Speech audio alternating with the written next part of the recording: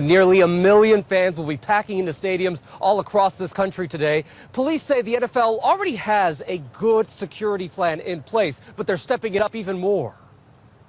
Metal detectors, pat-downs, and bag searches from stadiums and tourist hotspots to campuses and concerts. Overnight, public venues across the country taking dramatic steps to tighten security in the wake of Friday's NFL attacks. with 12 games today and another tomorrow. More than 900,000 fans to pour into stadiums. In a statement, the league promising an increased security inside and outside. The NBA doing the same, keeping the specifics of those plans under wraps. In America's largest cities, the effort to prepare for the worst, a full-time job. In New York, we're here to ensure that New Yorkers feel safe. Police ramping up patrols. The NYPD activating as many as 400 extra counterterrorism officers on the streets. Tough targets are everywhere, but you do the best you can and you deploy your resources as effectively as you can.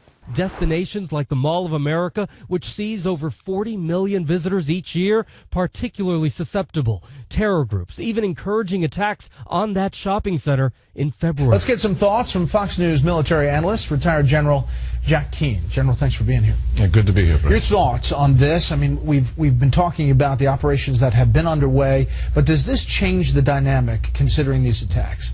Well, I think it does. I mean, the way I would approach this, if I was in that national security meeting that the president had today, I'd start with the premise that what actions would we take if this happened in the United States?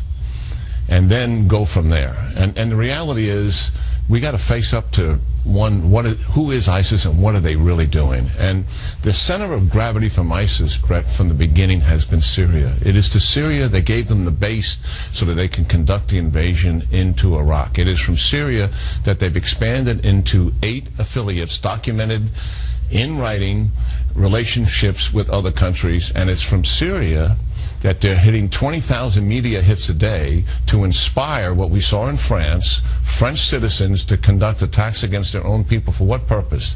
To divide and polarize that community so they will undermine the support that the government is doing for the war.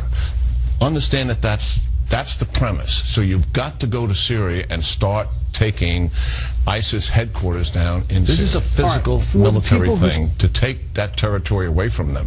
They begin to go away when you take the territory away. Right now, 17 months after Mosul, when they seized it, we're 17 months from that date, and they are convincing the world. They're standing up to the United States and a huge military coalition. In fact, it's considerably less than what the rhetoric would suggest.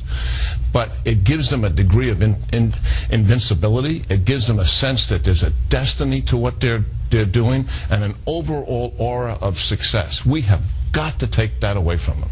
Is there a frustration inside the military about a lack of strategy?